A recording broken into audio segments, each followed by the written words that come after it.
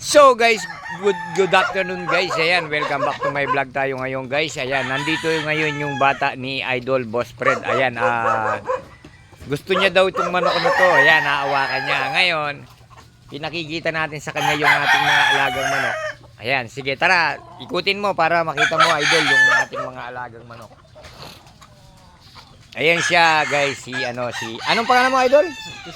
Tisoy, ayan. Ayan yung mga sabi ni Tisoy, dami mo palang manok sir, sabi sa akin. Ayan. Ayan si Tisoy, yung bata ni Boss Fred. Kararating lang ni Boss Fred. Ayan, shoutout sa iyo Boss Fred. Ayan. Ayan. Amargo yan. Ayan. Murang manok ko, kaila mo, ordinary lang mo. Apisan mo poto, miswertiya bukas.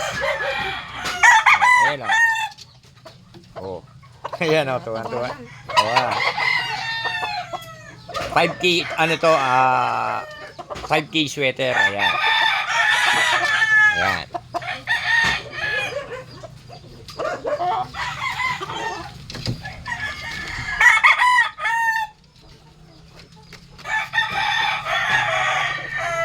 Anong ginagawa ni boss mo?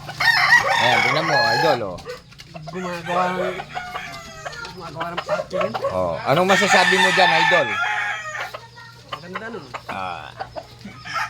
Ayan si Idol Tisoy. Tapos nakita niya guys yung mga pinakawalan natin na tandang.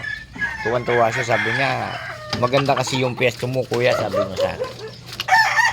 Pero actually, hindi naman totally na tayo. Magandang pwesto. Rening bulus-bulus ko nga rin ni Idol. Ano mong kaya mo, palagay mo ka rin. Okay lang. Ayos lang. Ayan, ayos daw yung ating mga alagang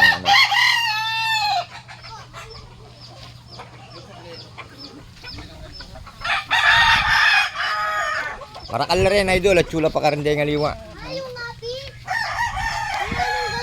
Okay guys, maraming salamat po sa inyong lahat.